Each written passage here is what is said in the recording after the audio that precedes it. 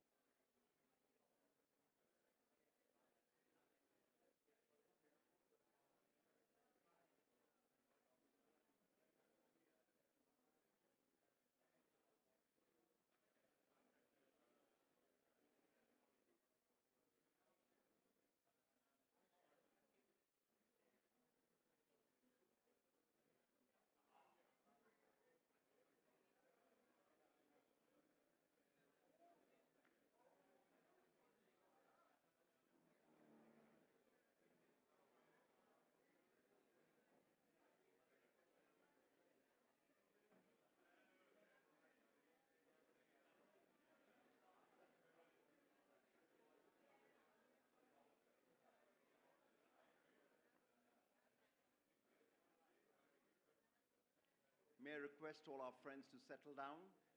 We'd start in exactly 2 minutes.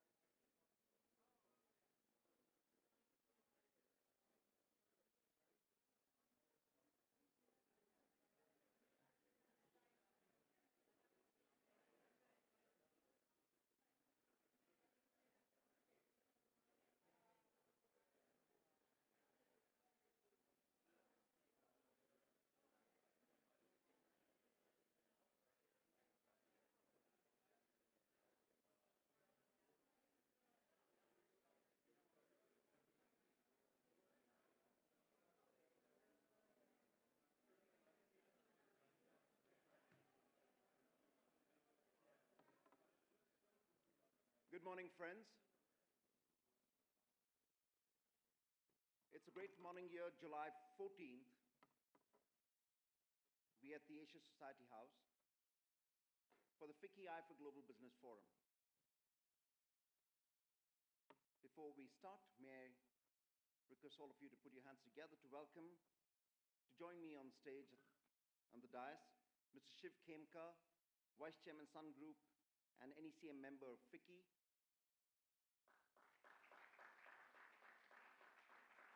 The Honorable Mr. Kevin Rudd, Ambassador Riva Ganguly Das,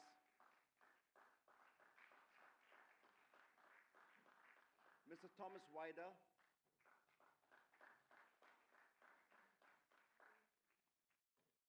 Mrs. Ambika Sharma.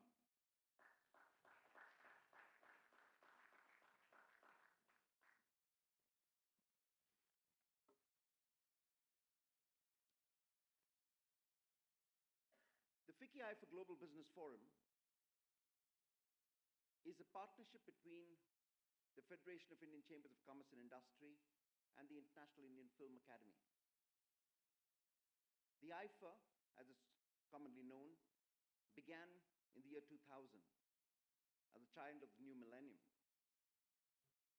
with the vision that using the language of cinema and the power of cinema, the IIFAs would traverse across the world, connect people, build bridges, connect communities using the power of culture, soft power, and begin to make a difference in a spirit of one people, one world.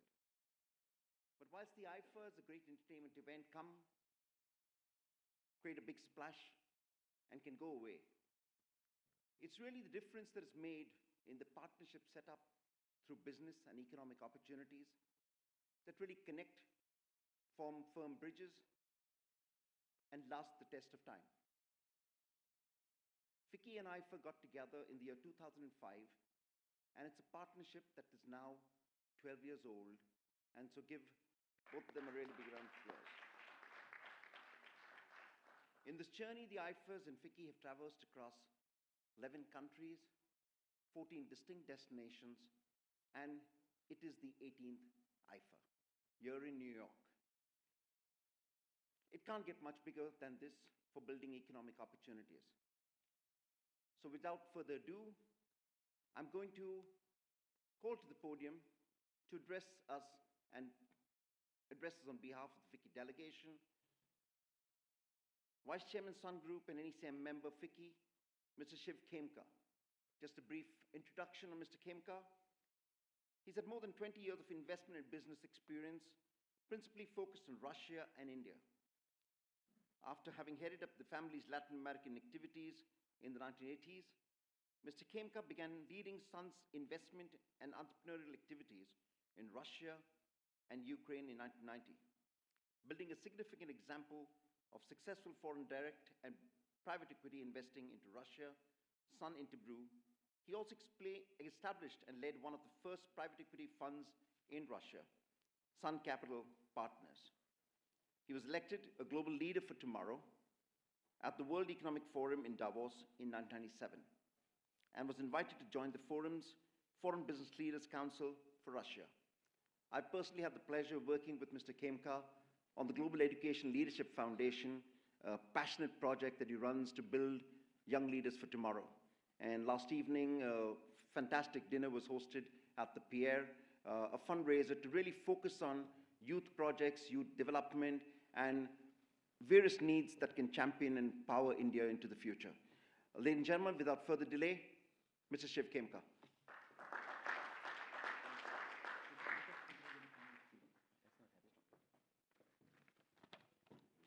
Good morning.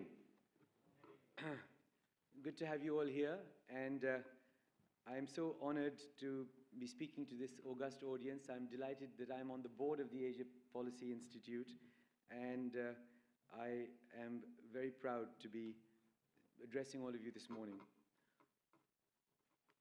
I was here a couple of weeks ago when our Prime Minister visited Washington and met with President Trump. And there was so much excitement on both sides. From the Indian side, the Indian delegation, I know, was very excited about what this would mean for our two countries. And I know the US side was also enthusiastic about deepening and strengthening its relationships with India. And I'm very pleased to say that it was an excellent meeting. It was a meeting that showed that there is a real strategic element to our partnership, and it reinforced many of the commonalities that connect our two great nations. And I think a lot of those commonalities have to do with culture, have to do with the values we espouse, have to do with the entrepreneurial energy that exists in this country and that is latent in our country. And I think that this is really the beginning of the next 20 years where we will see a transformational relationship happen between our two countries. So I'm really delighted to welcome you all to this FICCI-IIFA Global Business Forum. I have been working with FICCI and with IIFA for some years, and I'm so delighted that this event, the IIFA Awards, have come to New York. We are honored to have, obviously, Honorable Kevin Rudd, President of the Asia Society Policy Institute, former Prime Minister of Australia with us, Ambassador Riva Ganguly Das, Consul General of India in the United States, Mr. Anil Agarwal, Chairman Vedanta Resources, other distinguished guests. And I think that it is it's true to say I attended the Barcelona event last year, again done by FICCI and IIFA, and I think this has become a tradition, connecting people through the common connection of entertainment and our cultural heritage, Bollywood, but really talking about serious issues connected to business, study, entertainment, and other things that connect our two nations.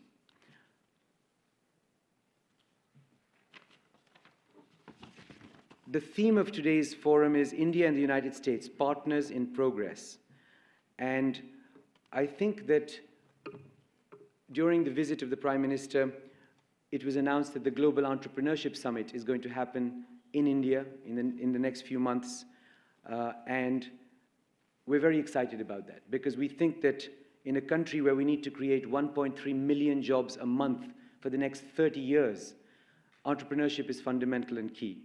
And obviously, entrepreneurship with innovation is what we need. And our government has taken a lot of steps to start to move in the direction of trying to get our economy moving in the right direction. You know about the tax reforms, some of the other reforms that our government has instituted over the last few years. India's rank on the Global Innovation Index 2017 has moved up 6 places to 60th amongst 130 nations, emerging as the highest ranked economy in Central and South Asia. We think India and the US need to do much more together, and I think India will continue to both give and take from that relationship. Innovation as a major theme of partnership means innovation in a very broad sense, not just innovation in business, but also innovation in health, in education, in oceans, in space, science and technology, cyber security, and many other things that we think that the two countries share and have common challenges and common opportunities. We acknowledge the initiative of President Trump for India's formal entry into the International Expedited Traveler Initiative, the Global Entry Program, to facilitate closer business and educational ties between the citizens of India and the United States. India reported a growth of 7.1% 2016-2017, and really is one of the bright spots in terms of the work that is happening there as an opportunity for corporations and others in this country to come. Flagship programs such as Make in India, Skill India, Digital India, the Smart Cities programs, all programs you would have heard about, are starting to get traction, and we see it as business people on the ground. Although things move slowly, we do see significant progress starting to happen. Better transparency, we think much less corruption, and we believe that contrary to articles in some of the world's press recently, we actually believe that significant progress has been made and is being made.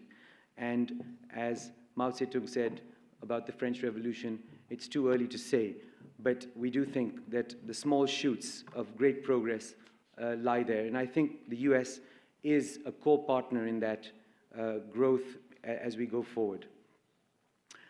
I think the discussions today, I'm confident, will touch on various things: economic partnership, defense and security, manufacturing and infrastructure, innovation and entrepreneurship, media and entertainment, and I hope we will have a very productive dialogue. We will find partners, we will have discussions that allow us to broaden our thinking about these issues. There is no doubt that partnership with the United States is an integral part of our foreign policy. For us, the United States is a major source of technical, technological, and financial support to assist in India's transformation. We have been making efforts to strengthen our strategic and commercial ties with the United States over the years, and it's great to see that things are moving forward. And yet, the relationship still requires continuous tending in order to overcome hurdles and manage divergences. This will be particularly important as India, the United States, and the world experience important political, economic, social, and technological transition over the coming years. I would like to take a moment now to thank our partners, Asia Society, to allow us to host this event on their premises. I'd like to thank our supporting partners, USIBC, in Diaspora, IAF, IAGCC.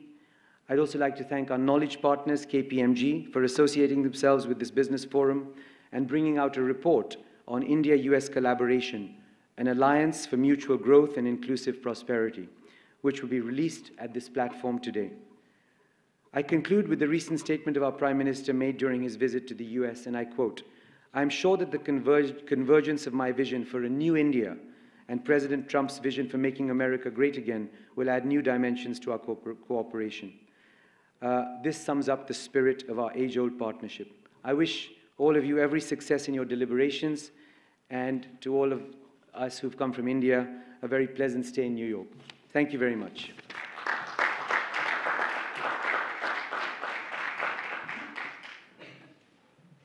Thank you, Shiv. Our next speaker joined the Asia Society Policy Institute as its inaugural president in January 2015. He served as Australia's 26th Prime Minister in 2007 to 2010, and then again in 2013, and as Foreign Minister from 2010 to 2012. He led Australia's response during the global financial crisis, reviewed by the IMF as the most effective stimulus strategy of all member states. Ladies and gentlemen, please welcome the President, Asia Society Policy Institute, former Prime Minister of Australia, the Honourable Kevin Rudd, to address us.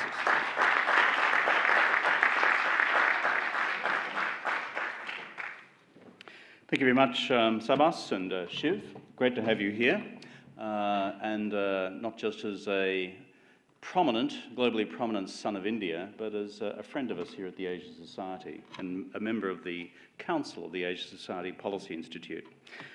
Also to Riva Ganguly Das, to Tom Vajda, who we're going to hear from soon, and Anil Agrawal. I see my good friend Hadi Puri here. I see Marshall Bouton. I see a whole bunch of people who are associated with the United States, India, and the world. Well, welcome to the Asia Society. We've been around for a bit, about 62 years, and I haven't been here for that long. I'm pleased to say that the Asia Society is somewhat older than I am. But the vision was pretty simple back in the 1950s. At the time of the Cold War, John D. Rockefeller III said, we need to have a bridge between this country, the United States, and the multiple countries and cultures of Asia, which transcends politics and which transcends the geopolitics of the moment. Quite a visionary statement in 1956 when you think about it. And that's been our mission statement ever since. Our president, Josette Sheeran, says, we seek to bring light, not heat, to some of the world's most intractable problems, including those between the various countries of Asia and between the individual countries of Asia and this country, the United States. And so a couple of years ago, the Asia Society decided to establish its first think tank. I call it a think-do tank. It's the Asia Society Policy Institute, and we seek to grapple with some of the deeper foreign, security, economic, investment, trade and sustainability problems which are common to the many countries of Asia and shared between that vast continent and this vast country, the United States. And we're doing okay. And India is a core part of our program. We would hope in the future you would continue to see the Asia Society as India's home here in New York. And frankly, wherever you are in the world across our 12 centres, both in the United States and across various centres in Asia and in Europe, regard us as your home. Because we see it's a core part of our mission statement is building the depth of the India-US relationship, but frankly, supportive also of India's wider role in the world. My own engagement with India goes back a bit. I am not a student of India academically. I don't speak a word of Hindi, as my good friend Hadi Puri will tell you. But I was a student and remain a student of classical China and modern China. But when I was studying China and Chinese at the Australian National University, we were next to, physically, the Department of Hindu Studies. It was my privilege as a young undergraduate to be able to each day to meet in the common room Professor Basham, who wrote The Wonder That Was India, the great text on Indian history. In particular, the evolution of the India which became the modern India after Gandhi and Nehru.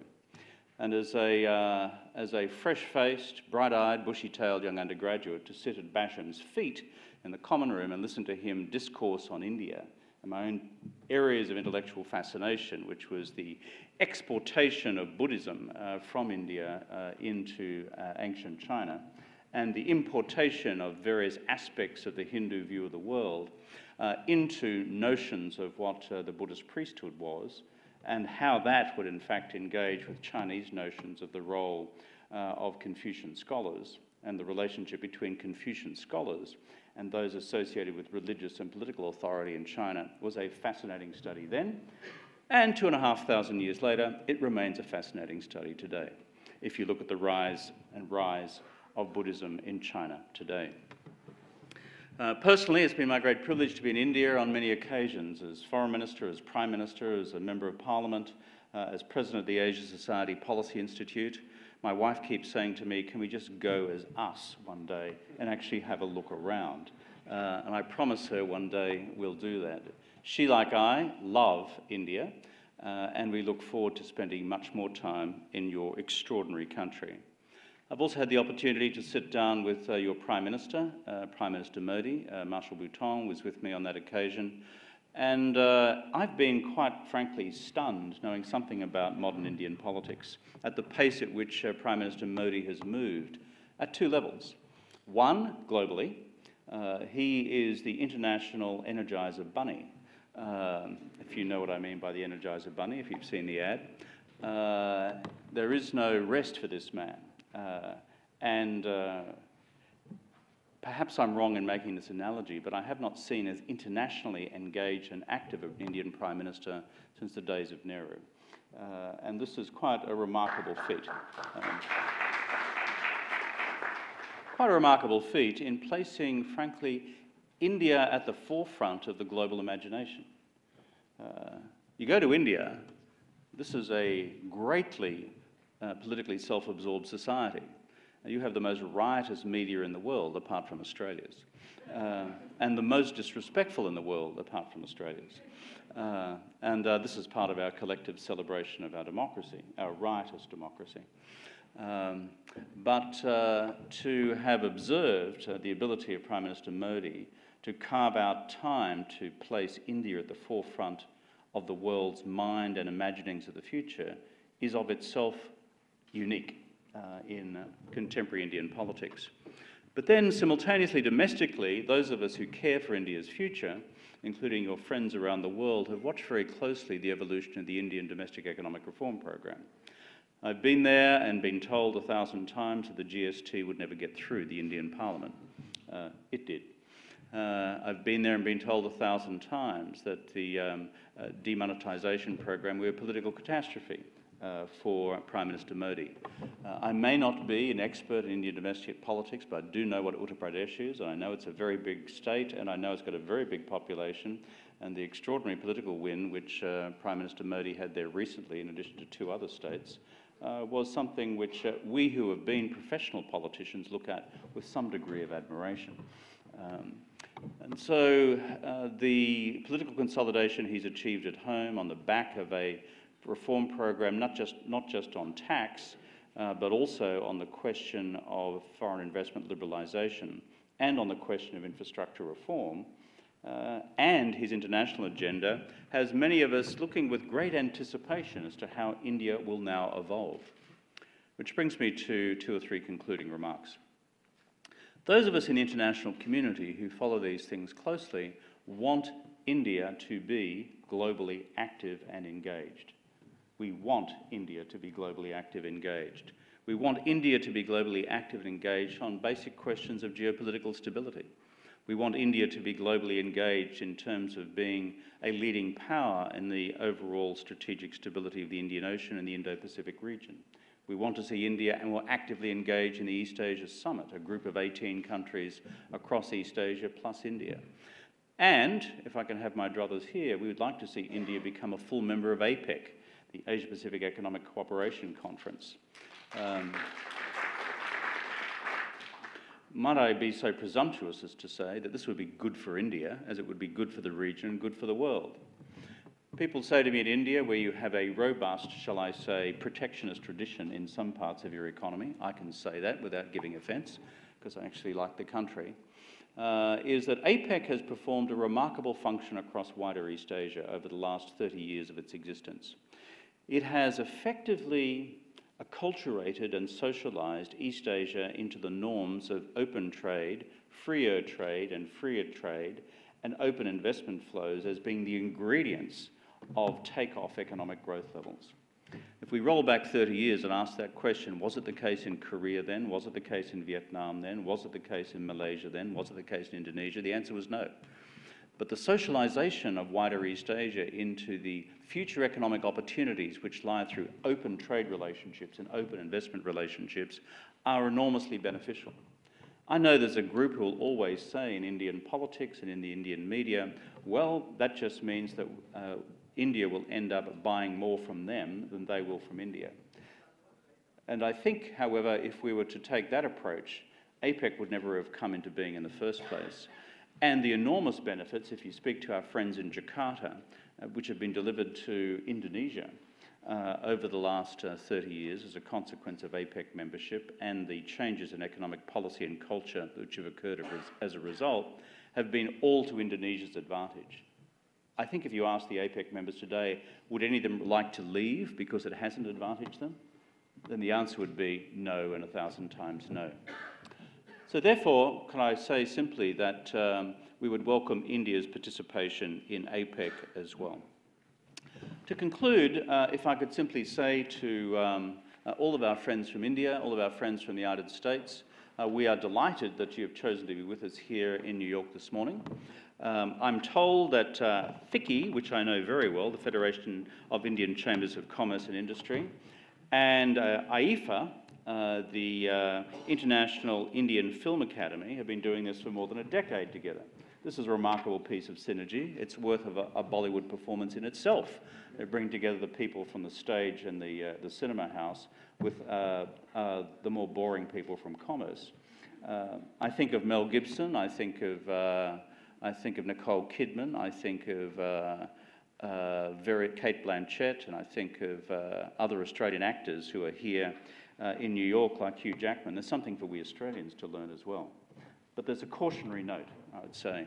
As a friend of mine said to me when I was Prime Minister of Australia, you know, PM, what politics is? I said, no, what's politics? I said, politics is Hollywood for ugly people. And so this was a disturbing observation for a senior member of staff, but we can all deal with help. We can all do with help when it's offered to us. Ladies and gentlemen, thank you for being with us here today. We look forward to sharing these events with you.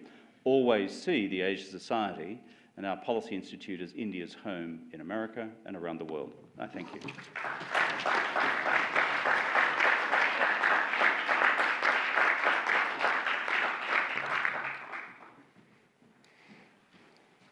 Thank you, Kevin. It's awesome to see the passion with which you both look at India, dream about India, and dream for India. Thank you. Our next speaker joined the Indian Foreign Service in 1986. She's a postgraduate in political science from Delhi University. Prior to joining the Foreign Service, she was a lecturer at Delhi University.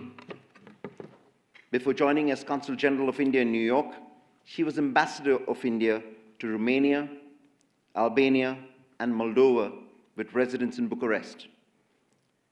Ladies and gentlemen, please put your hands together to welcome Consul General of India in the United States, Ambassador Riva Ganguly Das to address us.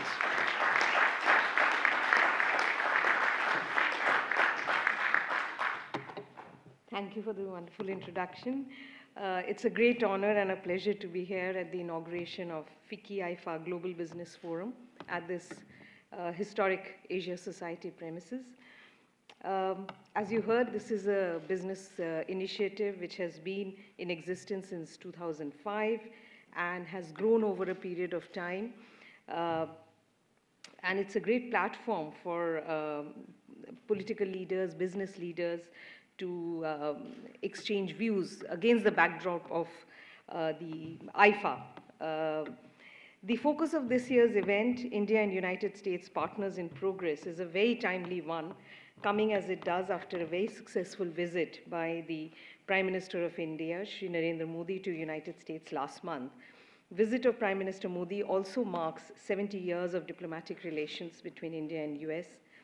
Our leaders have, during their interactions, resolved to expand and deepen our strategic partnership to advance our common objectives.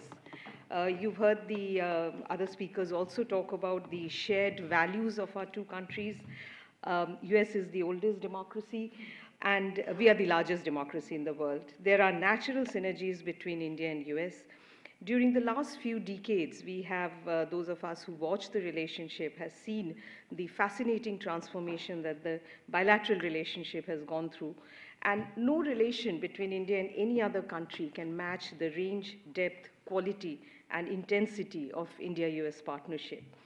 The US has been our foremost partner not only in trade and investment, but also in technology, knowledge, and development. The deepening of our relations is rooted in our shared values of freedom, democracy, human rights, tolerance, pluralism, equal opportunities for all citizens, and rule of law. During the recent visit of Prime Minister Modi to Washington, the warmth of our bilateral relationship, the strong desire of both countries to consolidate the multidimensional strategic partnership, and the chemistry which the media so much talked about was really evident.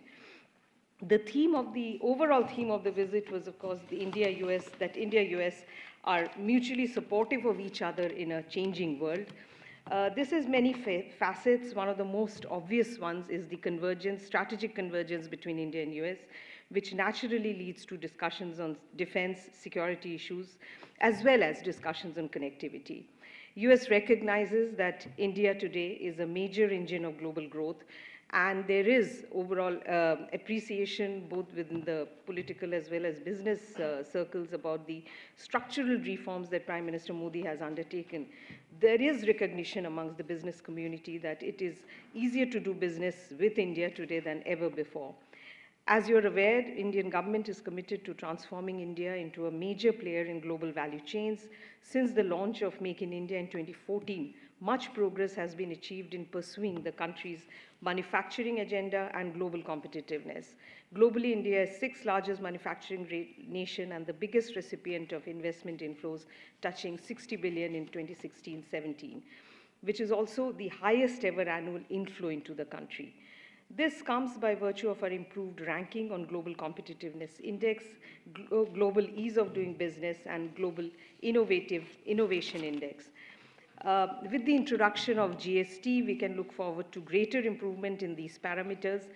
I understand there is a panel today on manufacturing. I'm sure the participants are going to have a lively discussion on these issues. Today's program, as you heard, is an extremely substantive one with full day's discussions on various aspects of our relationship, covering defense, aerospace, security, manufacturing, infrastructure, entrepreneurship, media, and entertainment.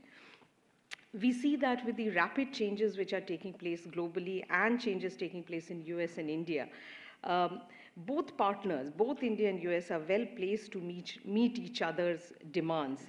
The example of civil aviation comes to mind. There is, India is emerging as one of the fastest growing civil aviation sectors in the world, and there's huge demand for new aircrafts from a number of airlines, and many of these orders are coming to the US, creating jobs and demands. Second example is that of natural gas. We know from next year, LNG from US will start flowing into India. There is an expectation that in the next few years, it will be in excess of $140 million US. On the innovation side, those of you who have been following India-US relations, you would have heard CEO of Apple, Tom Cook, who was quoted as saying that Apple today uses 100,000 apps which have come out of India. Prime Minister Modi, of course, had a very interesting discussion with CEOs of companies during his visit to the US. The sector which is perhaps most indicative of the transformation in India-US relations is the defense sector. Recently, during their meeting, President Trump and Prime Minister Modi have pledged to deepen the defense and security cooperation, building on United States' recognition of India as a major defense partner. US and India are now looking forward to working together on advanced defense equipment and technology at a level which is commensurate with that of the closest ally and partner of US. As you're aware, ahead of Prime Minister's visit, the US had approved sale of drones to India. In addition, India's recent acquisition of US military transport airplanes, maritime surveillance aircraft, are all pieces of this story. We have till now bought about $14 billion worth of defense equipment from US, but we are going through a transformation phase where we are looking more at technology transfer and projects together. So I am sure during the panel on defense sector, all these issues will be discussed in greater detail. Energy is also another area of cooperation which is, on which there is a lot that is happening. Moving forward as global partners, US and India are looking at collaboration in health, space, oceans, science and technology, and also a very important sector of cyber activity. We are committed to working together on open, reliable cyberspace environment, and that supports innovation, economic growth, and commerce. US and India both possess the world's largest entertainment and media industries, both in terms of sheer output and global popularity. Given this, I think there are a lot of synergies that are there, a lot that can be done together. We can come up with a common approach on cultural market access.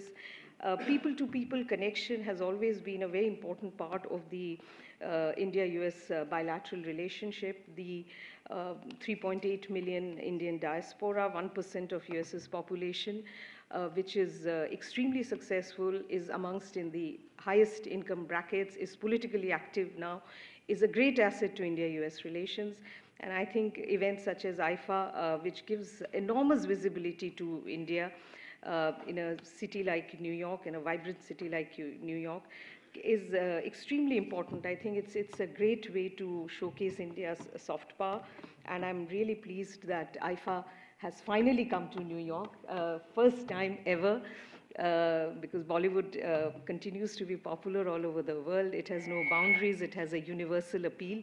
And this global forum is back-to-back with the IIFA Awards, is a great opportunity for business leaders to exchange views, and I'm sure this will be a very fruitful day which will come up with lots of concrete business opportunities for both sides. Thank you all and have a nice day.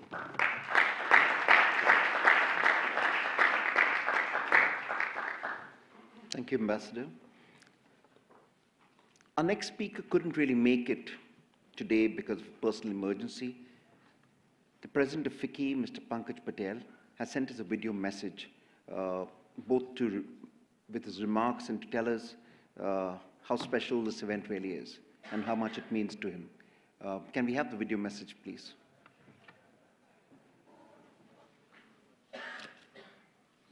Dear delegates, it's my pleasure and privilege to greet and welcome dignitaries and friends at FICCI-IIFA Global Business Forum 2017. Though I am unable to join you personally due to an unforeseen exigency, I wish all success to the delegation today. The Global Business Forum that we organize with long-standing partnership of Bizcraft every year has substantive business agenda combined with excitement of being organized along the IIFA weekend. The choice of United States as a destination has been made keeping the vibrancy and growing dynamism of India's strategic partnership with the US. The city of New York personifies with this spirit and special greeting to the youthful, dynamic Indian diaspora present here today. I hope that today's discussion will result in great business ideas, innovative model of partnership, and a deeper nurturing of people-to-people ties. I close my message with the word of Indian Prime Minister Honorable Narendra Modi ji during his recent visit to the US. I quote, "I'm sure that the convergence of my vision for New India and President Trump's vision for making America great again will add new dimension to our cooperation," unquote. Once again, my greetings to all of you and wish you successful deliberation. Thank you.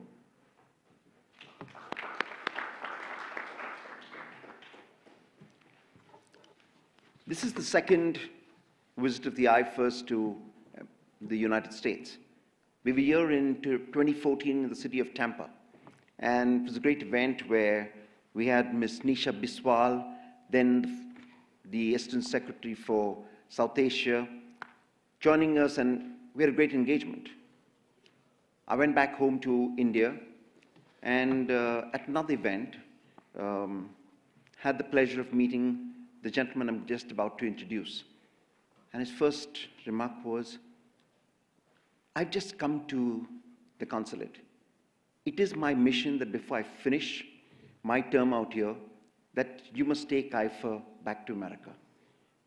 And literally, he has moved to America, back to an assignment out here, just a month before the IIFAs could come here. Ladies and gentlemen, please welcome to the podium, post my introduction, Mr. Thomas Wider, Deputy Assistant Secretary, State Bureau of South and Central Asia.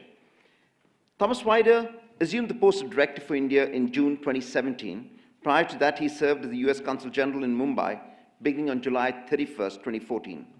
As Consul General, he was responsible for representing American interests and promoting US-India relations in the Indian states of Maharashtra, Gujarat, Goa, Chhattisgarh, and Madhya Pradesh.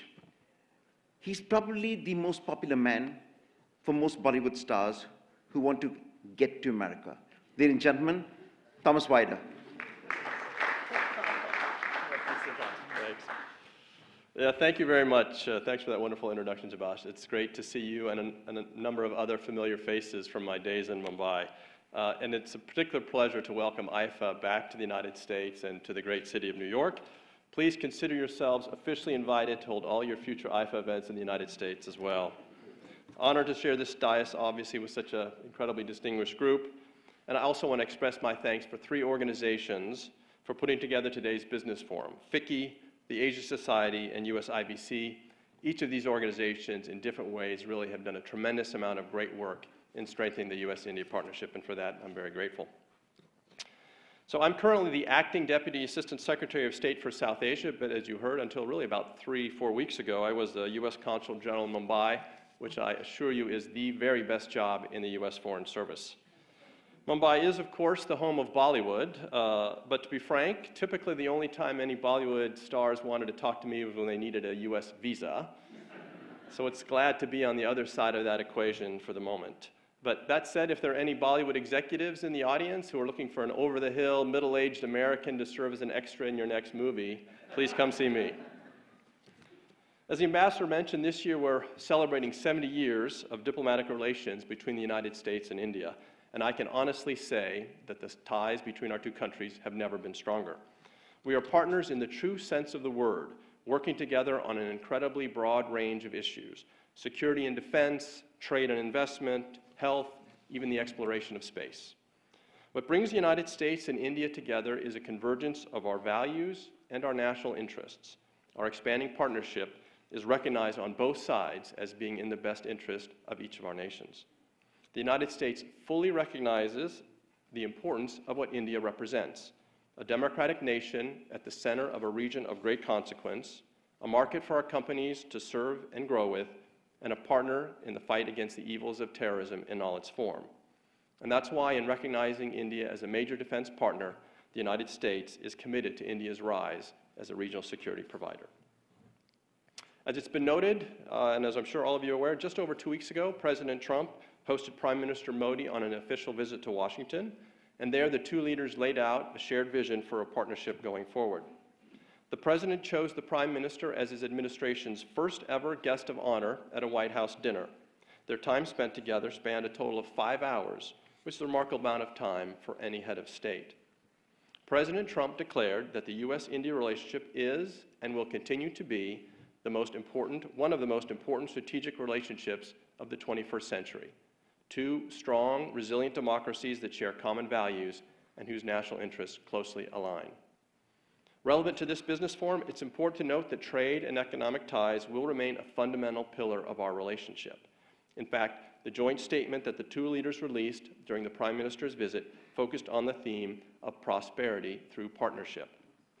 In their meeting, President Trump and Prime Minister Modi committed to increase free and fair trade, to address impediments to market access, and to promote jobs and economic growth.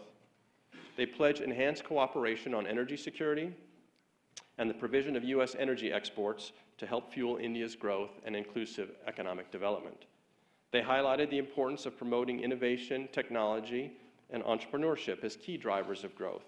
And as you heard, toward that end, the two announced that the United States and India will co-host a global economic summit this year in India with a particular focus on women entrepreneurs.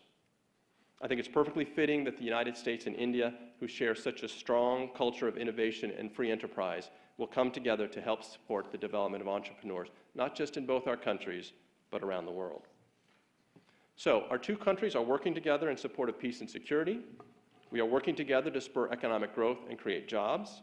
The leaders and governments of both our nations are committed to the strategic benefits of the relationship. That is all hugely important and a cause for great optimism about the future of this partnership.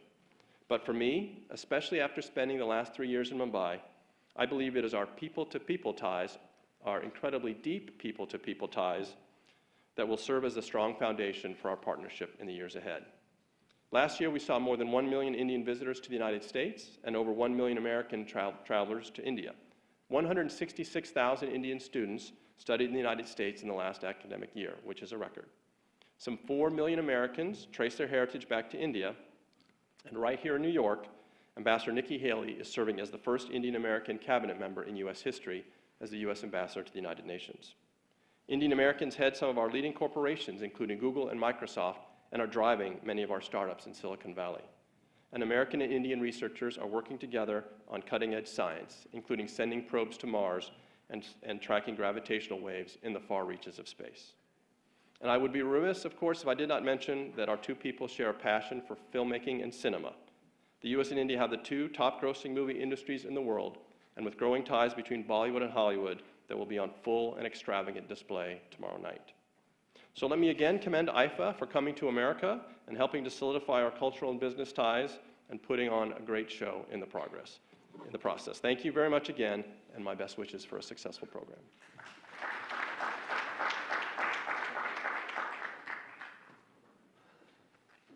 Thank you, Thomas. It's always a pleasure to meet you and hear you speak.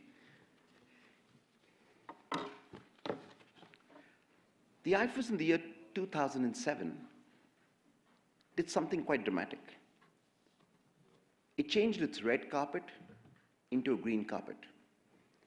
And with that singular move, it indicated a clear use of this great entertainment platform to be able to talk to the world, not just about entertainment, but about issues that concern the world. And the first issue that we embraced at that point was environment. What people need to do about climate change and how we can protect the planet became a war cry. In the subsequent years, we moved forward. And 3 years ago, prior to the general elections, IIFA took on this move to embrace and campaign about the power of 49. What's 49? The percentage of women who live in India, and the percentage of women who can go out and vote.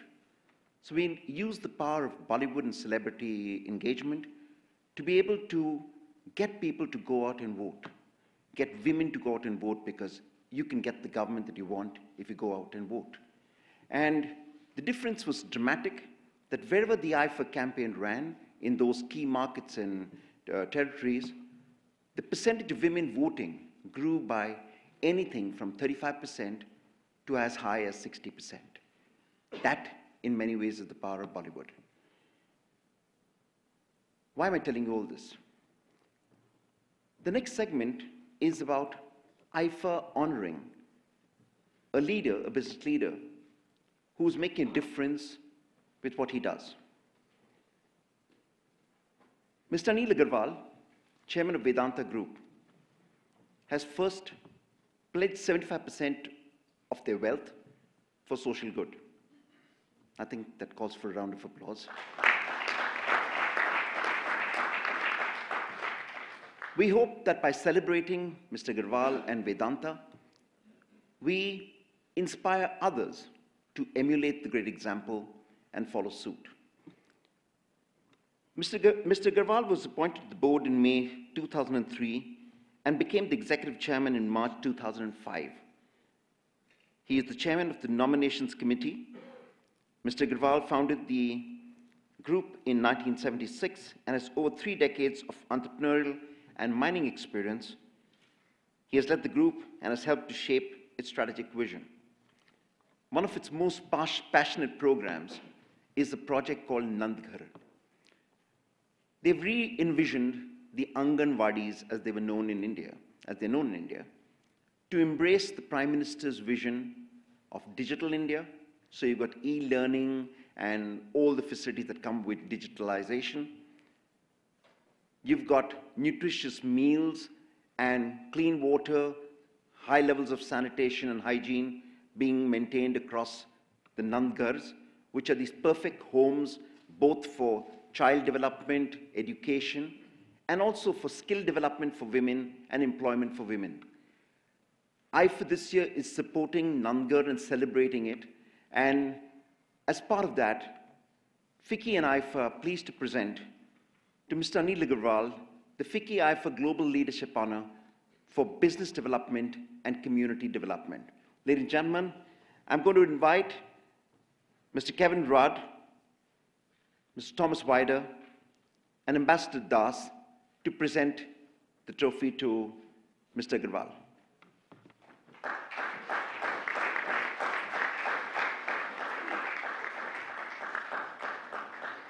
May I request Mrs. Ambika Sharma and Shiv Khemka to join the photo opportunity.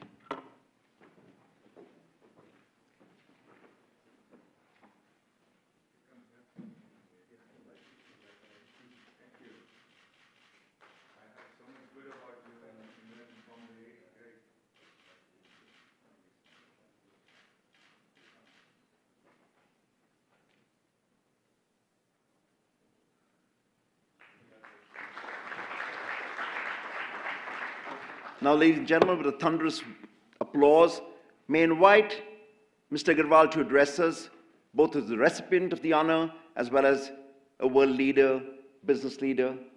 Mr. Agarwal. I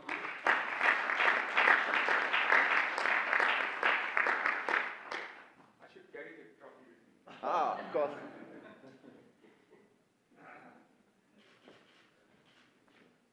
You can place it out here.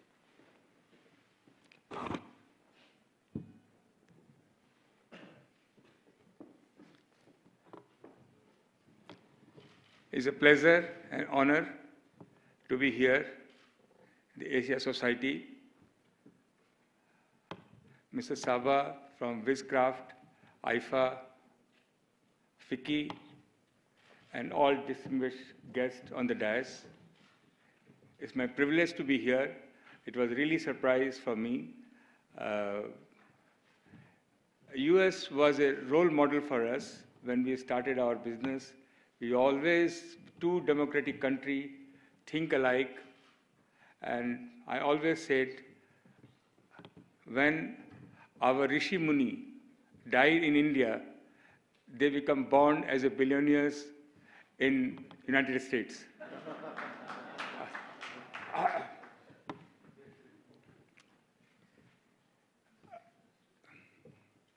What Mr. Saba, IIFA star-studded night going to be on Saturday tonight, it'll be great. The whole world, this is the first time they're going to have the live, and almost more than 1.5 billion people going to watch this. This is great, great achievement from Mr. Saba. You know, we inspire with the US, and I started with a very humble beginning. I come from Bihar. I born and brought up in a very modest family, and till the age of 20, I haven't seen out of Bihar. And then I spent about 15 years, always wanted to do something, always wanted to achieve something. And I came to Bombay and started some scrap business, had some idea about the cable business. I started cable business, and to excel in cable business, I didn't have the money, so I somehow just got the visa. Very difficult to get the visa at that time from US Embassy. Came here and started looking up around second-hand equipment. And there was a company called Essex and Fred Zinzer, and I was very persuasive. The Indian entrepreneurs are very persuasive. They will not leave it. They start with the no, and that's how they start. When they get the no, that's how the beginning starts.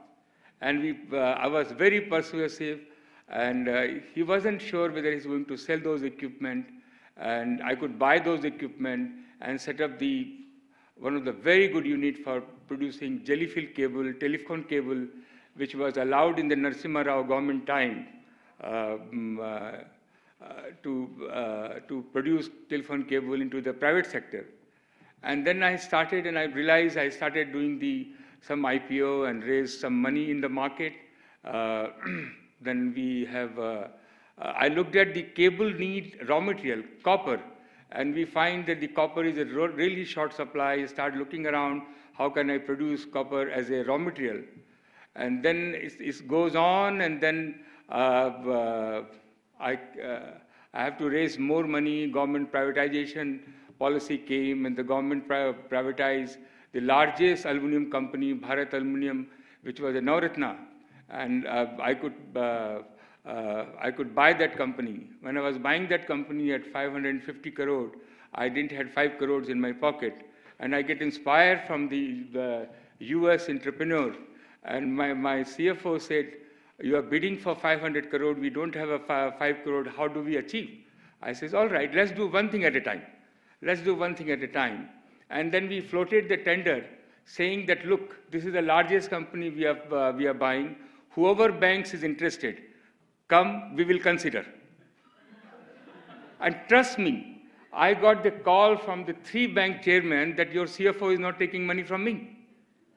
And this is how things work. And then we realized we need to expand, we need to produce. Our company, almost 1% GDP of the country. We produce 30% oil in the country. We produce zinc, copper, and am I taking a long time? No. Yeah. So, and I was so excited, and I said, how do I raise the money to expand? Trust me, I went to London. 2002, I moved to London, and I sell India's story. The BJP government was there, and they really supported me.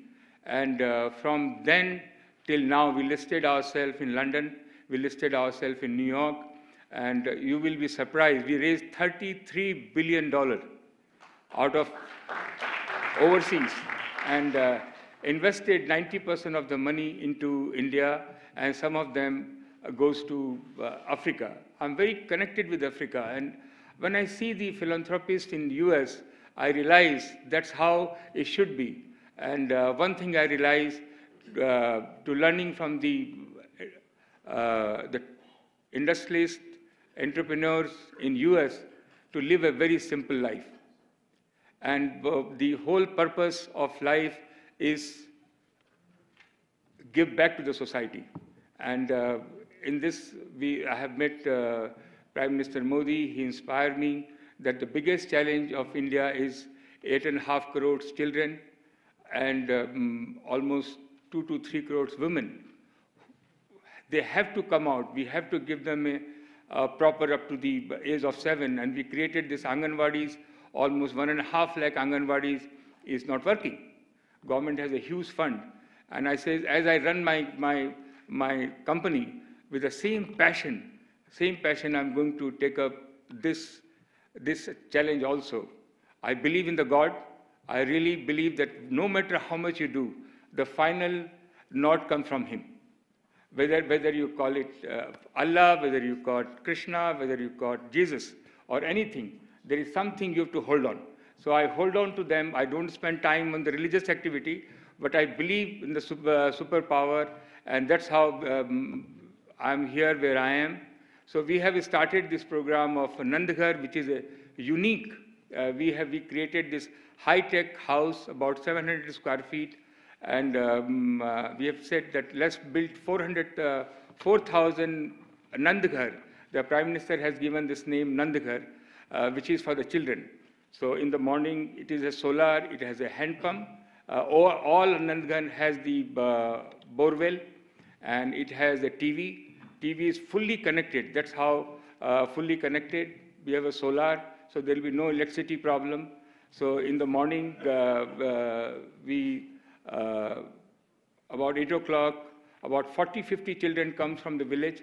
The students from the nearby college, they volunteer, and they go to the house, especially to the girls' child, to bring them to this Nandghar, to educate them. And we have a medical van which comes and look after their health. From the Google, WhatsApp, everybody is helping us to do this e-learning. And they're converting into the Hindi and the local language. So we teach them basic. And the biggest challenge which we are facing today is a nutrition meal. That's how I need your help, being in the United States, to come out with the unique idea, how can we develop. I heard that a lot of medicine, a lot of supplements are coming. Even the child has half the food. If the this supplement given, it can take care of them. I'm in touch with the NASA. I'm in touch with the other people, whoever can help, because cooking the meal is not going to work. It has to be a packed meal. It has to be packed somewhere where it goes to this Nandghar center. We heated them and give it to the children. It has to be tasty. It has to be, we are in process at the moment. We are cooking and giving to the children. I believe I want to really take this to adopt 50 million children and at least 20 million women. And in the afternoon, we get all these women from the village, bring them, and they are really good. They are entrepreneurs. We develop their skill, and everybody can make 200 rupees, 300 rupees, 400 rupees, and they have that ability and capability. So this is the mission we have taken up. At the moment, we said, let's do 4,000, which will cater 200,000 children and about 100,000 women. So I'm very pleased and thankful for inviting me, giving me this award, to Mr. Sabha, to FICCI, to Asian Society, Honorable our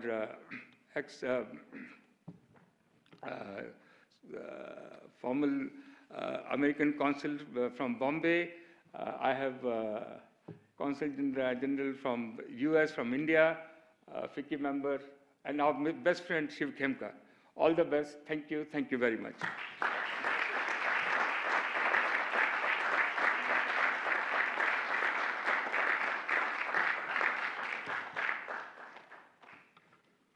Thank you, Mr. Agarwal.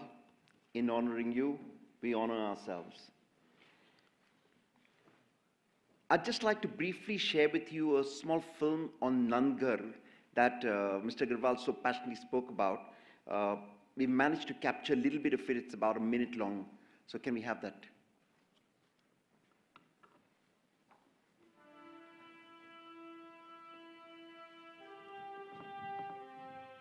सुनकर राष्ट्र का आवाहन वेदांता ने शुरू किया एक अभियान नंद घर। मकसद आंगनबाड़ी को आधुनिक शक्ल देकर इसे नंद घर बनाना, ताकि बच्चों को मिले सही पोषण और बेहतर एजुकेशन। ये बना है केंद्र बच्चों के साथ साथ औरतों के भी उत्थान का, उनके स्किल के डेवलपमेंट और उनकी सेहत की जांच का। पहले चरण में सोलर पैनल्स, ई लर्निंग और क्लीन ड्रिंकिंग वाटर से युक्त पूरे भारत में 4000 नल हैं, जो भारत की 2 करोड़ औरतों को सशक्त बनाएंगे और 8.5 करोड़ बच्चों के उज्जवल भविष्य की नींव रखेंगे। देश के निर्माण में वेदांता का अनोखा योगदान। नंद घर।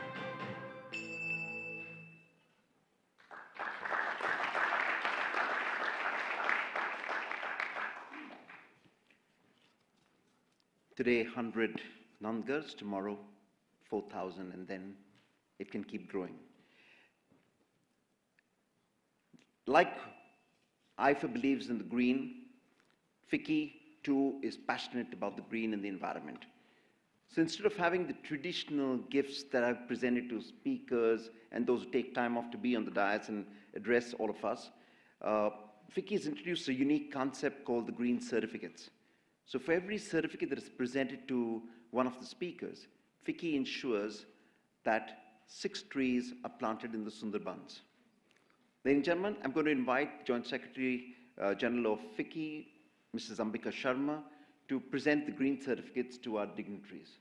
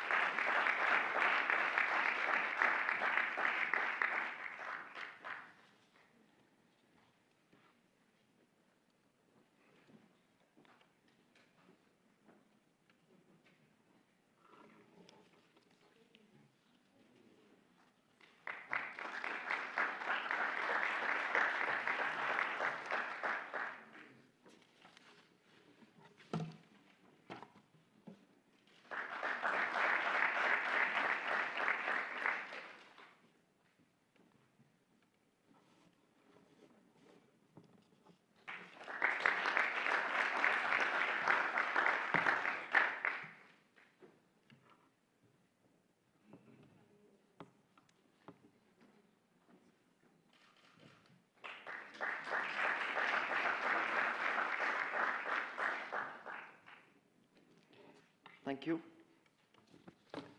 It's time now to present and release the FICCI KPMG report on Indo-US partnerships. The report attempts to outline the emerging trends in the Indian economy, which have helped transform the country into one of the fastest growing economies and probably the most promising marketplace in the world today. It provides an interesting insight into the evolving India-US business dynamic and how both countries over the years have converged on interests and issues that matter to provide a sustained momentum to this bilateral cooperation. Finally, the report brings forth at a high level some of the key sector opportunities that exist for US companies looking to leverage the India opportunity across sectors like aerospace and defense, media and entertainment, energy, information and computer technology, ICT, pharmaceuticals, and others. Please, may I request at this point the copy of the report for all our dignitaries and Mr. Amber Dubey from KPMG to join us here on stage.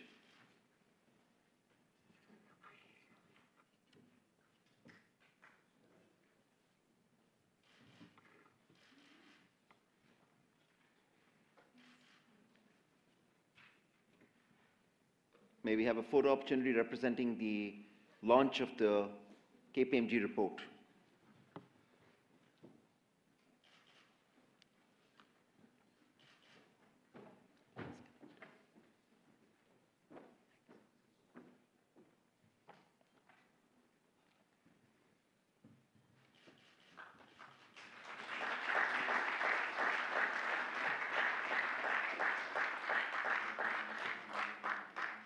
We also have a FICCI-IIFA Global Business Forum, IIFA Business Connect, that has been produced for this occasion by Business India, a leading publication from India.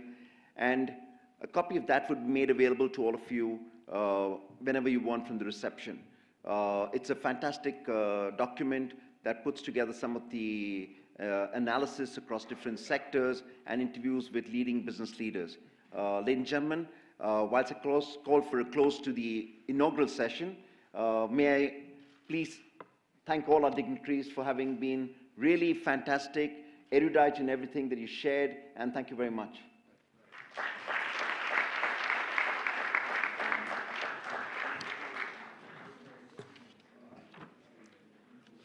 Without further ado, may I call on to the podium to take charge of our next section, Mr. Mukesh Aghi.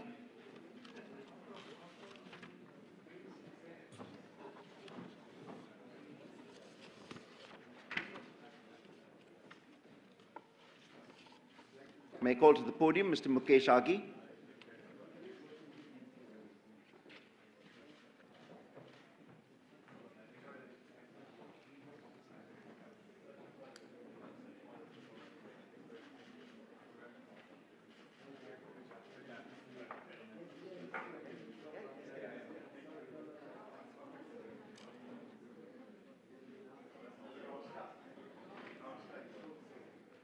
Can I ask people to take this seat and invite Nisha Biswal, Sunil Sangai, Marshall Bhutan, Amit Pule, and Joel?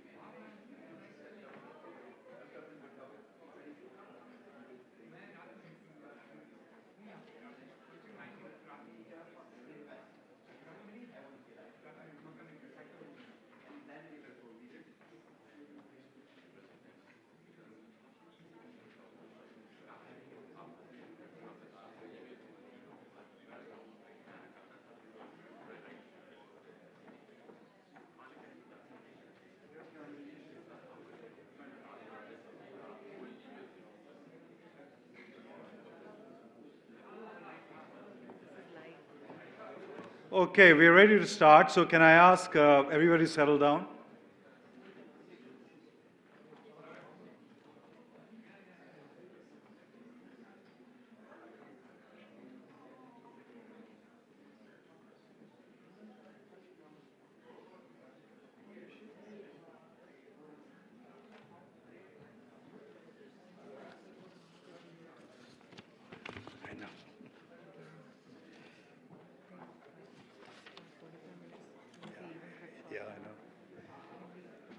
Can we just settle down, please?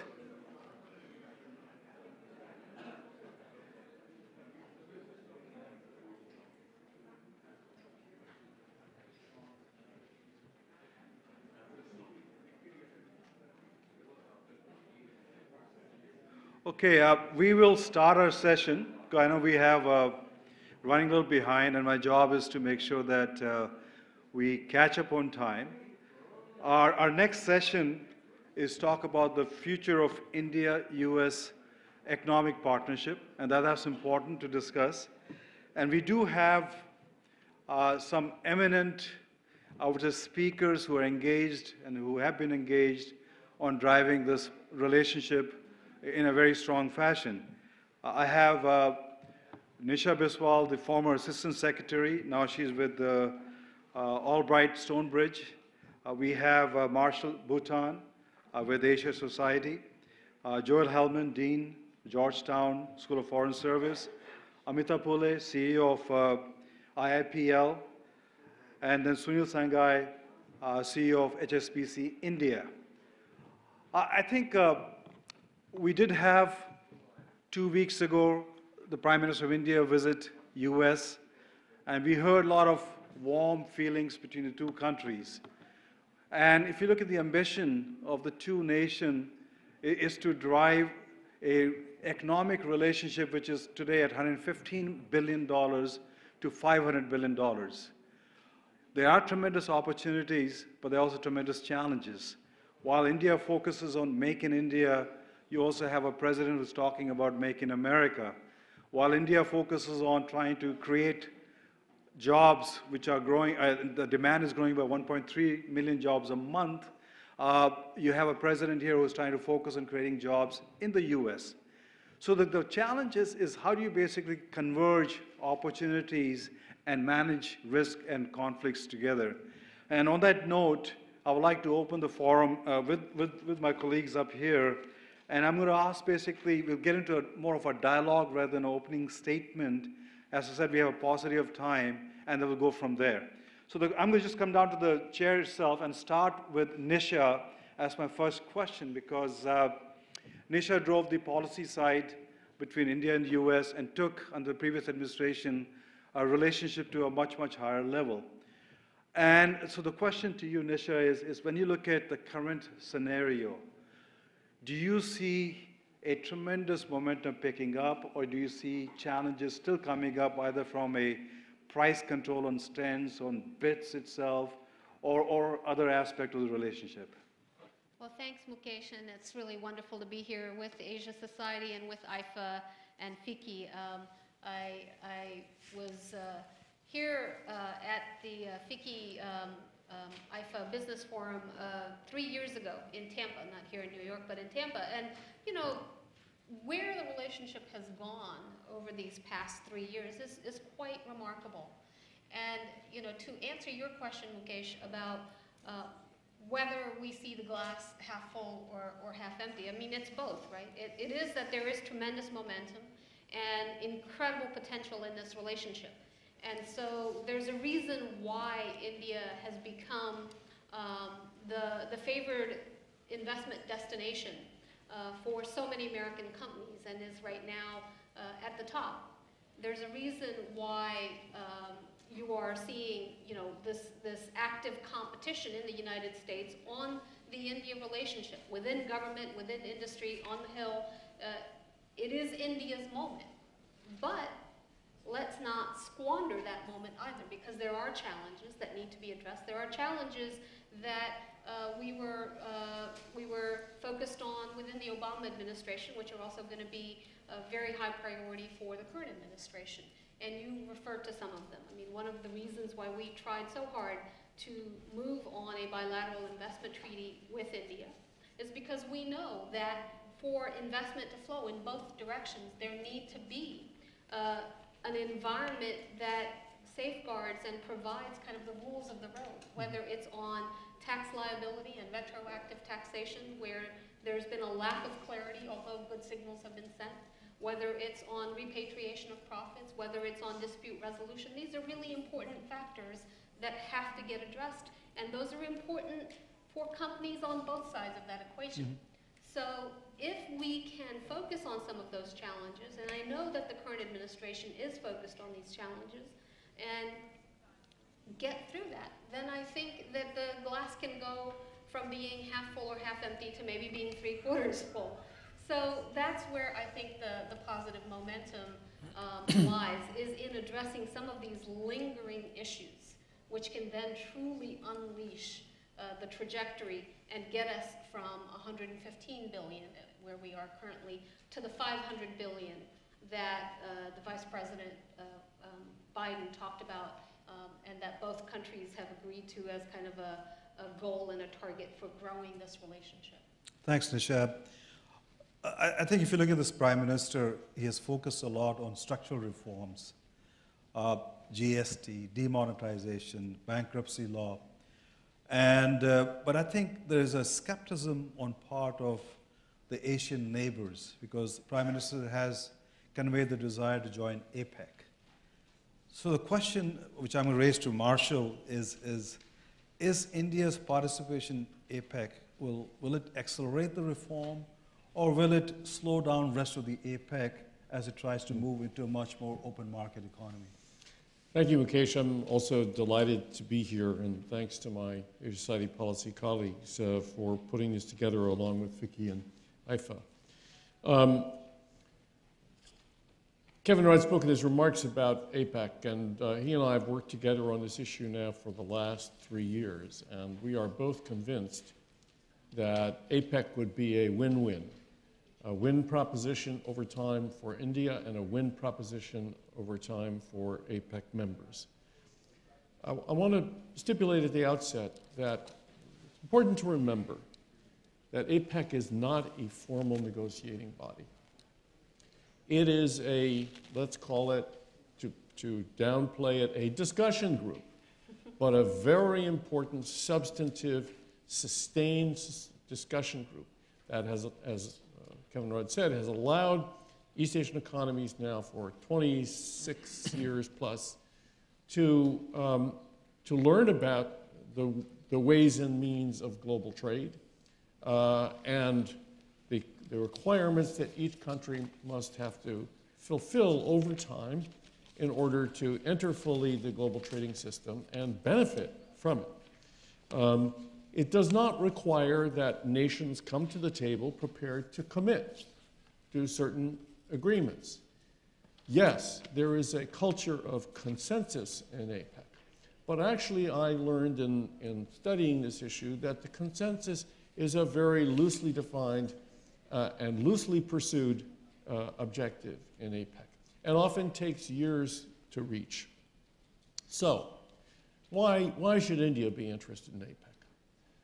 Well, first and foremost, because India has found it very hard to bring itself to enter the global trading system in a meaningful fashion. We all know this to be the fact. India lags other economies, even at these levels of growth, in terms of its participation in global trade. It has improved a lot over the last 10 or 15 years, but there's still a long way to go. Mr. Modi's projects like Make in India will not eventually succeed unless India has access to the global value chains that now define global trade. And that's a process that requires understanding how those value chains work and how national governments and policies affect those value chains. APEC is an opportunity for India to learn about those global value chains, to be socialized, if you will, into them, including those officials, particularly in the Ministry of Commerce, who have been historically anti-trade. Let's call that for what it is. So it is an opportunity of tremendous value to India. Similarly, on the APEC side, we've already heard about India's growth to date. It's now the fastest growing major economy in the world. APEC needs that access to that economy over time to continue its growth and its contribution to global trade. In addition, you have the Indian labor force, which is the fastest growing labor force in a major economy in the world today, which the APEC countries also need access to. So to sum it all up, I think that it's an opportunity on both sides, and the reticence on both sides is seriously grounded in some concerns they have, but we have felt that there is much more opportunity over time, and they have to look over those barriers to see why APEC makes sense for both of them. Thank you, Marshall. Amita, you have the different story in the sense is you are investing in the US, in the infrastructure space. And why US, where you have more competition, and why not India, where the demand is much, much higher and the returns are much better? So it's interesting because, and thank you for having me here. I represent IIFA Transportation, and I run their Americas market. And IIFA Transportation has pioneered public-private partnership in India. We started with the public-private partnership in the 1990s, and We feel that this market in the US can learn from us, from India. We bring innovation, we bring methods of financing, and we've been successful so far. We've been working with the State Department of Transportation. We've been speaking to the federal government about best practices and innovation in public-private partnerships and how India can bring financing. We started this back in 2014, and today we add to the U.S. economy as an Indian company by, we added 500 jobs to the U.S. economy just last year. We're bringing in capital from India into the market, and I think it shows that Indian companies have the wherewithal to play in this market, and that we can be part of the U.S. economy, just as we want American companies to go in and be part of the Indian economy. And we're proud to say that we're the first Indian company to step into this infrastructure world in the U.S. And so far we've been doing quite well. So it's been a lesson learned of the difficulties, the triumphs, the challenges that we face, just as American companies going into India are facing. And I think there should be some sort of roundtable discussion at some point as to how both the Indian companies can bring lessons learned and how American companies can take lessons back into India. We can do that. You know, it's interesting, last week there was an announcement by SpiceJet. They placed a $22 billion order on Boeing and creating roughly 104,000 jobs in the US itself. And the CEO was telling me that the Indian civil aviation market is growing 25%. Yeah. Only 3% of the population is still only using civil aviation.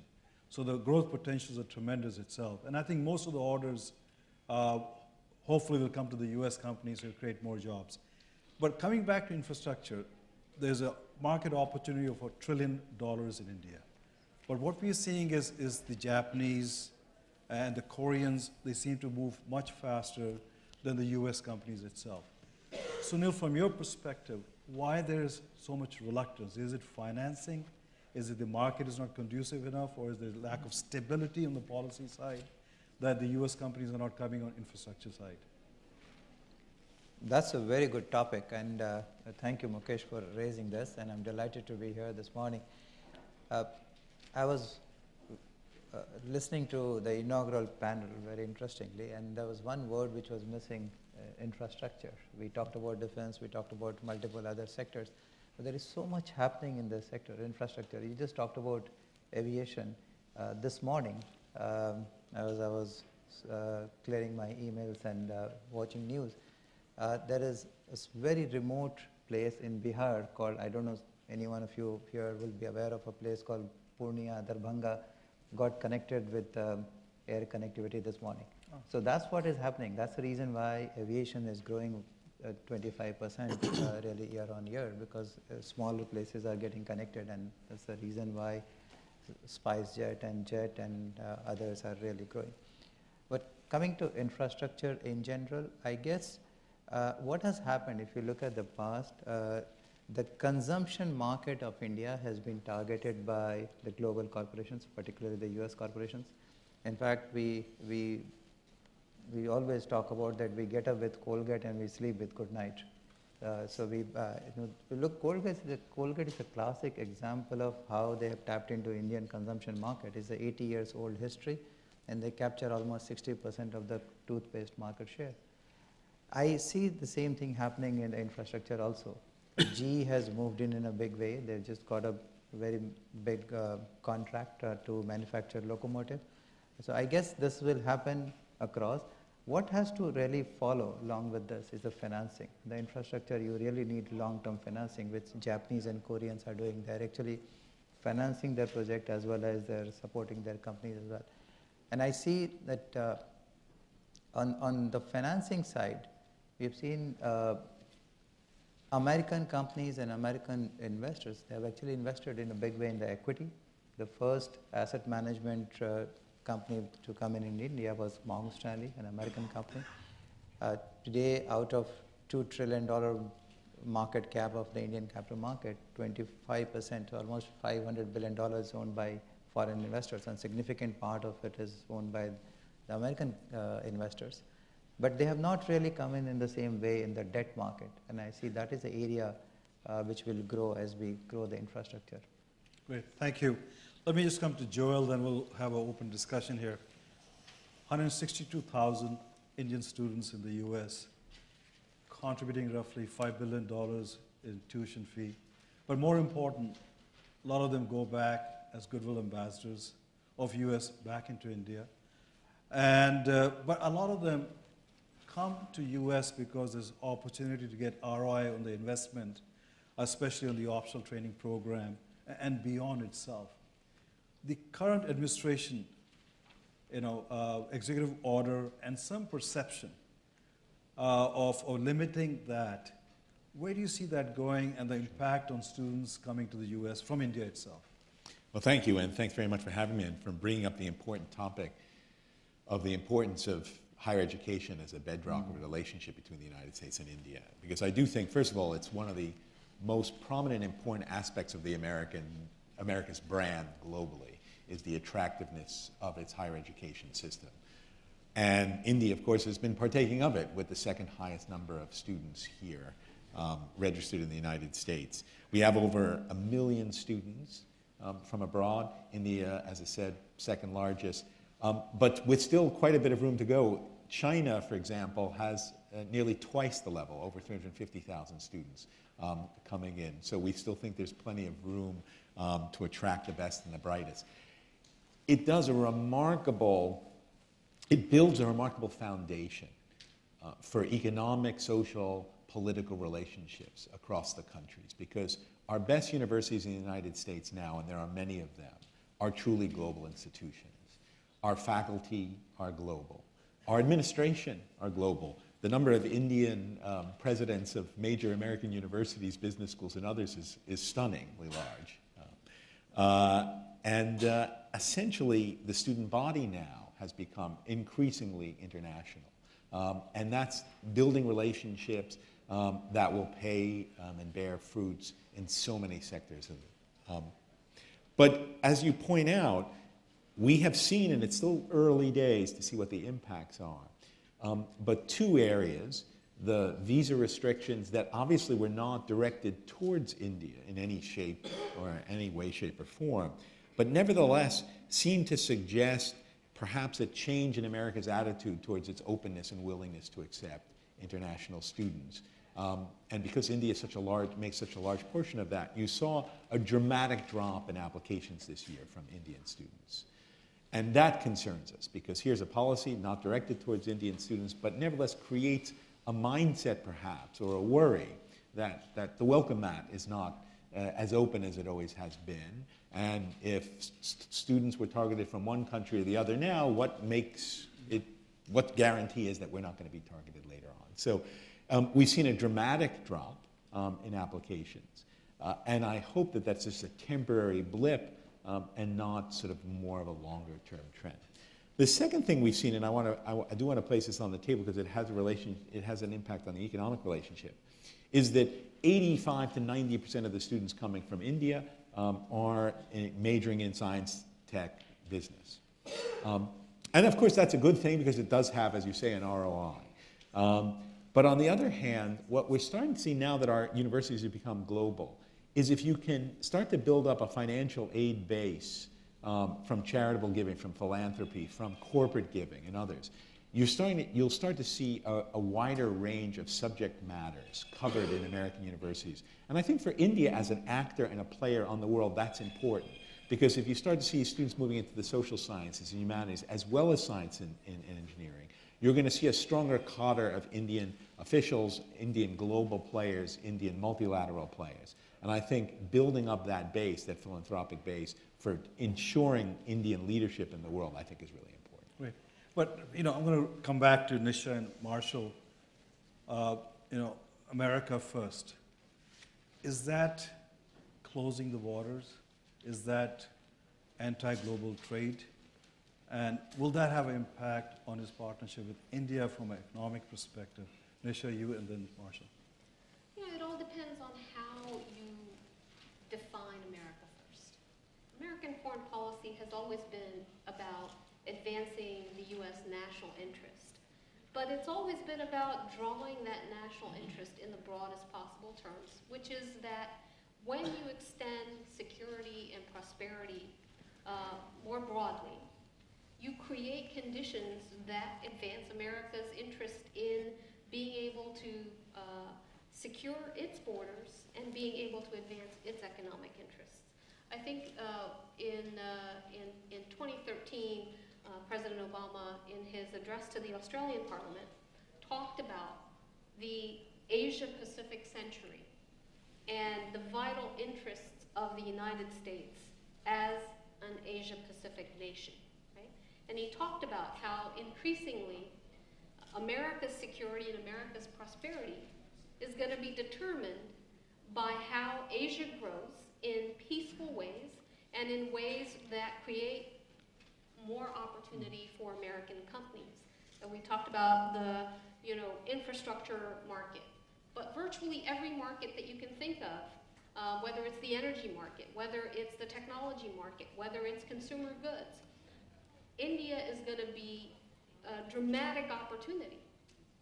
And so an America First policy that is written large and broad and inclusive talks about how America advances as we partner with and grow with other countries. A narrowly drawn vision of America First that pits America's growth against opportunities of our friends and partners around the world is going to create a much more antagonistic approach.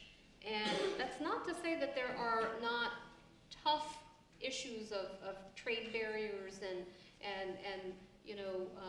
that need to be addressed, but it's that more inclusive approach will actually, I think, create more opportunity for the American people as it does for the Indian people. Marshall? Well, let's maybe start by picking up on what Nisha just talked about. And of course, a key Obama initiative to help advance that partnership with Asia was the trade agreement that was reached. And TPP, known as by that acronym.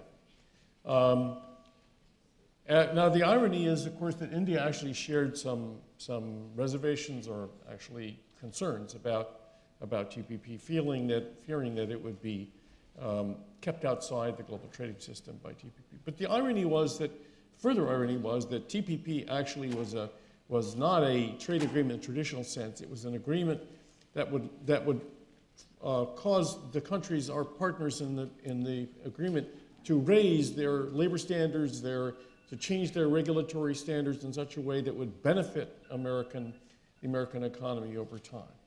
So we have an odd circumstance here in the U.S.-India relationship. I do not believe that America First, even broadly defined, necessarily excludes India in any way. To the contrary, that we have a great interest in bringing India closer to us, and they have the same with respect to us.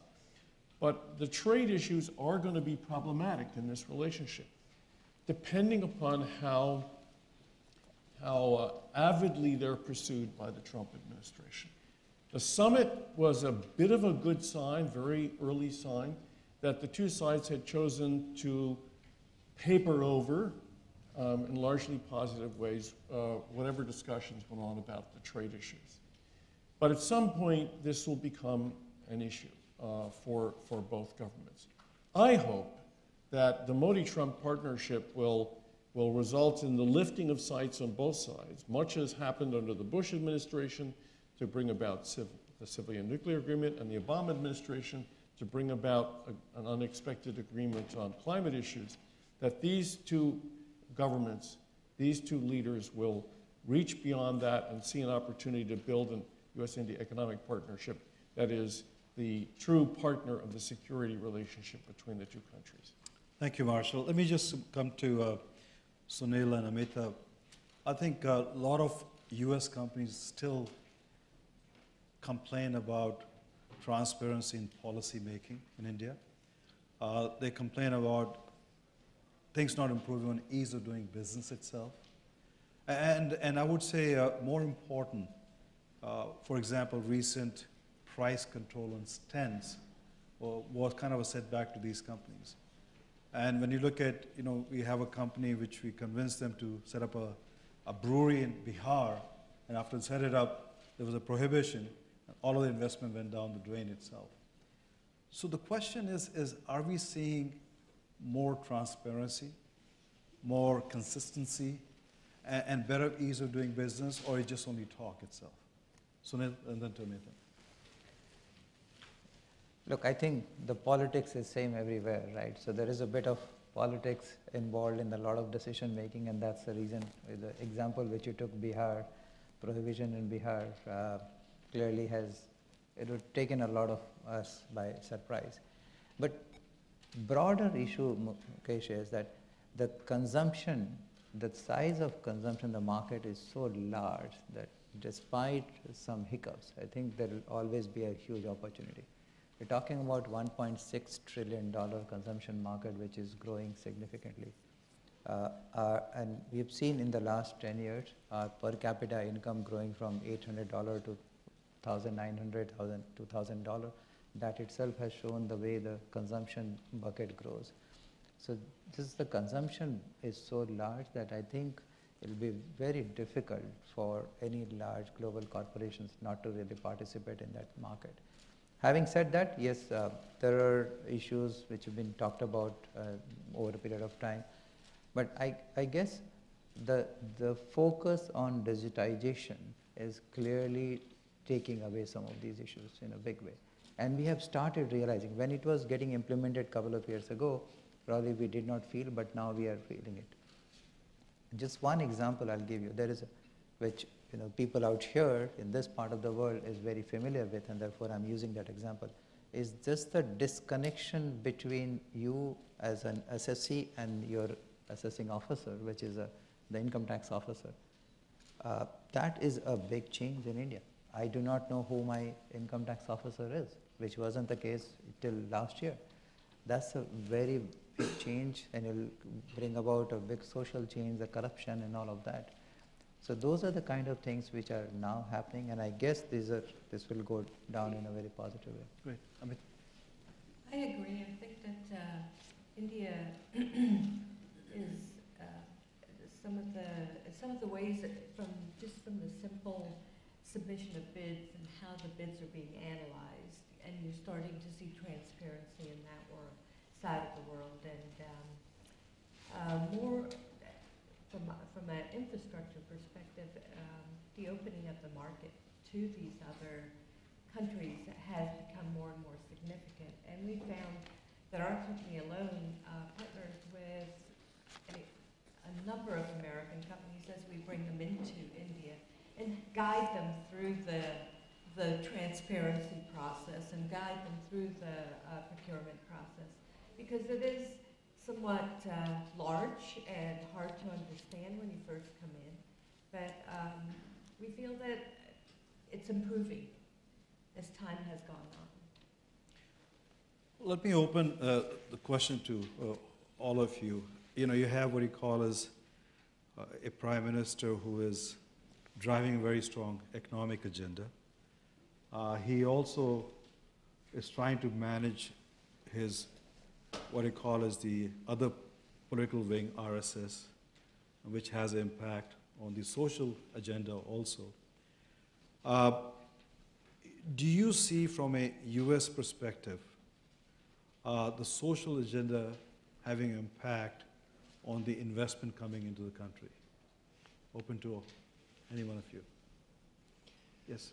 Well, if I can make one point on that, because it echoes also a point that Sunil raised, which is the transformation of the consumer market and the social programs and the social agenda that the Prime Minister is pursuing. I think that if we think structurally about what's happening in the global economy, the tremendously rapid reduction of the extreme poor, poverty reduction in India, is probably one of the most important sort of structural shifts in the global economy. India's had 25 years ago, 50% of its population living under under $2 a day, essentially. That's been halved in 25 years, which is an extraordinary 250 million people brought out of poverty. With the social problems and the social agenda and the focus on social issues, there's still, though, 20% of the Indian population, so about 270 million people who are living below the consumption line, that they're not consumers, their basic food needs are being covered. So if we continue to see efforts to deal with the inequality gap, social programs that are trying to lift people out of extreme poverty, that is going to fuel not only something that will change India, but will have a really perceptible shift on the global marketplace by bringing potentially another 250 million consumers in the short period of time onto the global market. So I think there is certainly, not just in India, but around the world right now, a certain level of nativism, nationalism, both economic and cultural nationalism that is at the fore. The challenge, I think, for India, as it is for America, is that while these issues don't necessarily reflect the views of the majority of the population and don't reflect the reality of the majority of the population, they dominate the media and social media and then become the perceived reality. And that then impacts the longer term kind of confidence that people have in the economic markets and the political stability. Even though that's not the reality on the ground, the perception becomes the reality. And that's what I think the danger is for the US and for India, is to manage more effectively these perceptions that are being created. There's a distinct difference between the reporting of the Wall Street Journal and, say, the New York Times.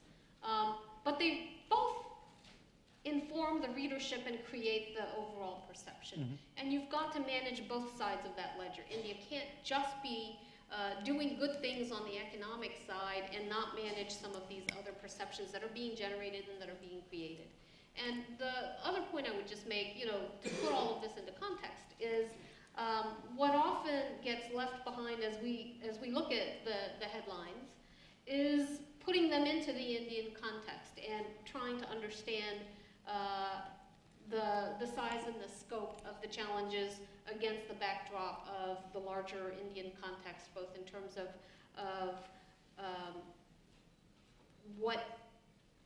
how large of an issue it is in the scale of India, but then the challenge of governance capacity in many of these places where you're seeing some of the issues come up. And so understanding that context and understanding where it fits in is important. But again, the media perceptions often will end up driving how the business community also senses the political stability side of the equation. And so I think that's something that needs to be more effectively managed. Unless it's fake media. Marshall? Yeah, I just wanted to pick up on things that both Joel and Nisha have said. I have great faith. I've been an India watcher, a deep India watcher for 53 years. And I have learned to have great confidence in the ultimate common sense of Indian society and institutions. And that's one of the great benefits, among other things, of its democracy. I am convinced that if the Prime Minister should, and I don't think he will, but should unfortunately choose to pursue a cultural/religious line in the run-up to the next elections, he will find his majorities in the Lok Sabha reduced. Because that kind of appeal, political appeal, may work in certain parts of the country, but it won't work overall. And it won't work in the increasingly large and influential middle class, urban middle class of the country. And then you have institutions like the Supreme Court saying, no, no, you can't do these things. So along the way, there will be problems and concerns, and we should all take them seriously. I'm not suggesting we shouldn't. The biggest challenge, in my opinion, if I may add, for Prime Minister Modi, is that he ran in 2014, for the first time in the history of independent India, he ran not on a welfare platform, but on an economic growth and job creation platform. He responded to the aspirations of Indians of all ages and all regions of the country, to a desire to make their lives better and the lives of their families and them better. If he is unable to begin the process of creating the jobs that will absorb those 1.3 million new labor force entrants a month, as Shiv Khemka mentioned earlier, he's got a problem. Now, he has very strong politically, but he will have a problem in 2019 and later. So that's why the economic issues we're talking about are so central to all of this. Great. Can you just add one very brief point? Just, and it's important in the context of what investors are thinking, how are they looking at this issue. And I tell you, in the last 3 years, we have been #1 foreign direct investment manager in India as an advisor. And I worked in most of those deals. And currently also we are working on multiple transactions of billions of dollars. Not in a single conversation, not even a single conversation, a social issue ever really surfaced.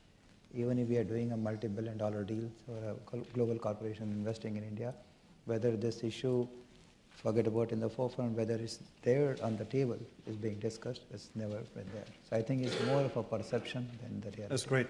I need to wrap this up. I'm seeing signs 2 minutes and less. I'm just going to ask one closing question, 30 seconds to each one of you to answer it. You know, what is one thing we can drive from the US side to drive the growth agenda from the economic perspective? And what is one thing you want to see from India's side to drive that growth agenda on the economic side? Starting with Joe. Well, I'll take the education sector because it's obviously most critical to me, and it's dealing with the visa and H-1B issues to give long-term prospects for an investment in education in the United States for Indian students, which I think the visa regime is really impacting that. On the Indian side, I actually think it is building up the corporate power and philanthropy that will ensure a more wide and diverse range of students from across India getting the opportunities to engage not only in the United States but elsewhere on education. Thank you. Amrit? I think from the U.S. side, there's a lot of money that could be invested into the Indian infrastructure, and it is a matter of helping them understand some of these issues and clearing some of the regulations and bringing more transparency. From the Indian side, I think Indian companies have so much to offer to the U.S. in terms of innovation, how they were able to begin to do things with very little, and how they've grown. And I think that type of lessons learned, background in terms of how they were able to navigate through some of these issues should be brought to the table. Thank you. Marshall? Our two governments should make sure that our economic differences, which are there and will take work, do not get in the way of the larger relationship. And to me, that was the most positive outcome of the summit. It was clear that the larger context of the strategic partnership was being shielded from any differences. But over time, those economic differences will tend to limit the capacity of the strategic partnership to grow further. And I hope that President Trump and Prime Minister Modi have the vision and imagination to see beyond the current differences and try to build a different kind of economic relationship. Thank you, Marshall. Sunil? So from Indian side, actually, it's fresh in my mind because I spent some time, visited the Valley earlier this week, and I realized that 1 out of 6 innovators is an Indian. Right? So if we can take some of them back home, so that's something which we should do. We should incubate, we should actually innovate, do new businesses. From the US side, since we talk about infrastructure, the long term, we have been talking about the newer things. I think there's one sector which is again missing, that we haven't seen a significant US investment into India, is real estate. Maybe because the sector was closed and now it has opened up completely. I think this is one sector, as the economy grows, will grow very significantly, and we should see more US investment. Great. Thank you. Nisha? I'm going to go back on to the innovation piece in terms of India, what lessons India can take away. And it's not to bring the innovators and entrepreneurs who have succeeded in Silicon Valley back to India, but how do you create that ecosystem in India? What is it that allowed a Silicon Valley to come into being? And how has it, that juxtaposition of research and academic excellence and the economic ecosystem that then allowed those innovations to then both pilot and scale. And how do you create that in India? Why is it that Indian startups are looking to extricate rather than to scale within India? And I think that that's something that I know the Prime Minister is focused on. I know that, that the government is trying to see how they can make these kinds of hubs across India.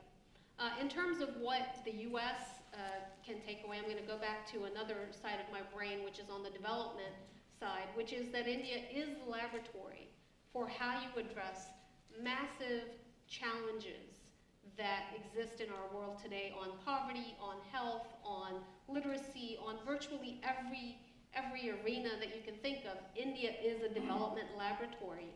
And how we address challenges in India will inform how the world addresses them.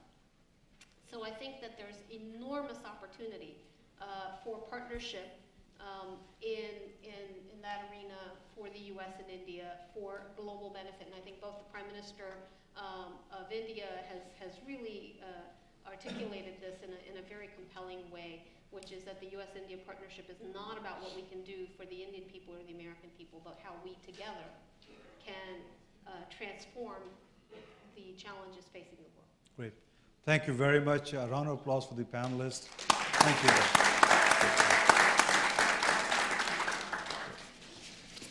Thank you, Nisha.